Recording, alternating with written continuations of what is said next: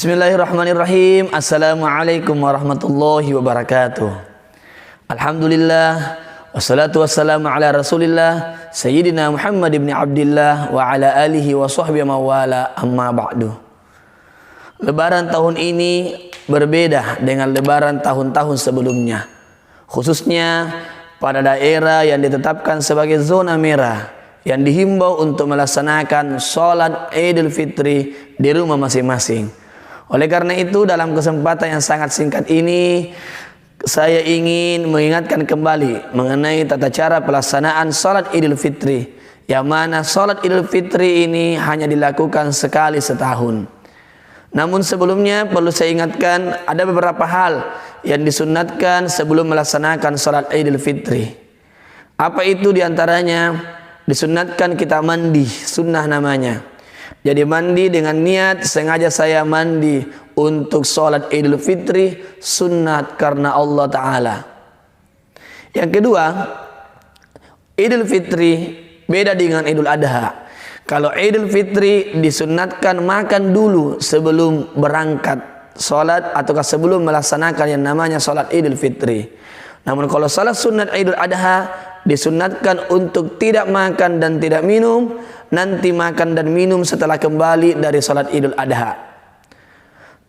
Kemudian di hari raya Idul Fitri disunatkan kita menampakkan wajah yang ceria, walaupun kita dalam suasana ataukah situasi mewabahnya virus COVID-19, namun tetap kita berusaha menampakkan wajah gembira. Kenapa? Karena kita telah berhasil memenangkan pertarungan yang maha dahsyat, yakni pertarungan mengendalikan yang namanya hawa nafsu lewat ibadah puasa.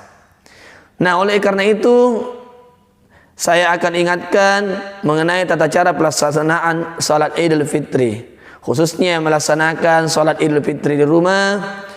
Tentunya boleh jadi di antara kita masih ada yang mengetahuinya, dan mungkin juga masih ada di antara kita yang lupa-lupa ingat pelaksanaan tata cara sholat Idul Fitri tersebut. Sholat Idul Fitri itu hukumnya sunnah muakkad. Apa itu sunnah muakkad? Sunnat yang sangat dianjurkan, hampir wajib.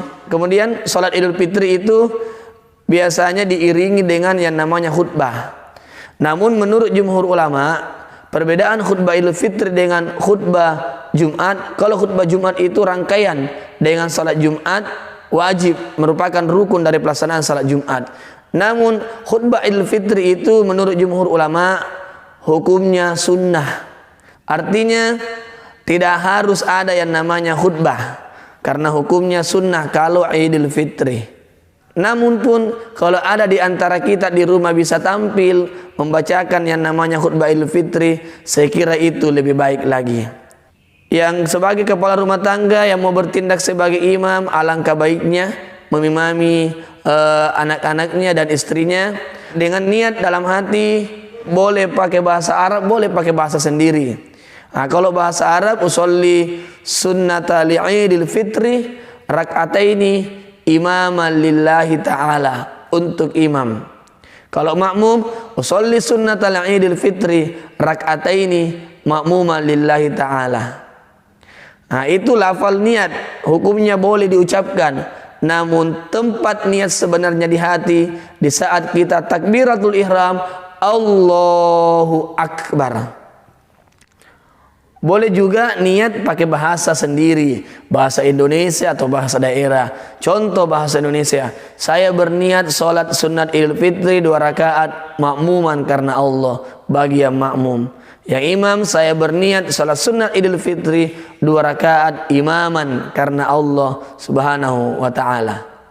Nah, jadi takbiratul ihram Allahu Akbar. Nah, kita membaca seperti biasa doa iftitah, Allahu Akbar kabira, walhamdulillahi katsira, wa subhanallahi bukratan wa asila, inni wajjahtu, dan seterusnya. Boleh juga bacaan iftitah lain, Allahumma ba'id, dan seterusnya.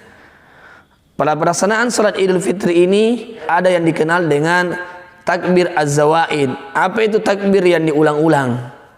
Kalau berdasarkan mazhab Imam Syafi'i itu 7 kali diulangi pada rakaat pertama, tidak dihitung dengan takbiratul ihram tadi. Nah, kalau mazhab Imam Malik 6 kali pada rakaat pertama tidak dihitung takbiratul ihram. Nah, setelah membaca doa iftitah, sebelum takbir az-zawaid kita membaca tasbih lengkap subhanallah walhamdulillah wala ilaha illallah wallahu akbar, Allahu akbar. Barulah ini dihitung 1. Diulangi 7 kali di rakaat pertama berdasarkan mazhab Imam Syafi'i, diulangi 6 kali berdasarkan mazhab Imam Malik. Diulangi takbir 5 kali pada rakaat yang kedua tanpa kita hitung takbir intiqal. Apa itu takbir intiqal? Takbir yang dibawa dari sujud, peralihan dari rakaat pertama ke rakaat kedua.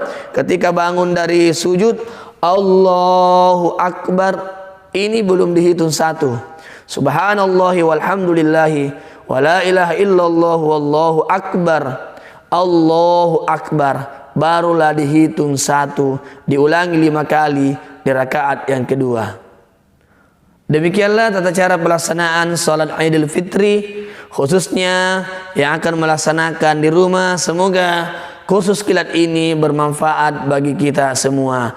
Taqabbalallahu minna wa minkum, taqabbal ya karim. Wassalamualaikum warahmatullahi wabarakatuh.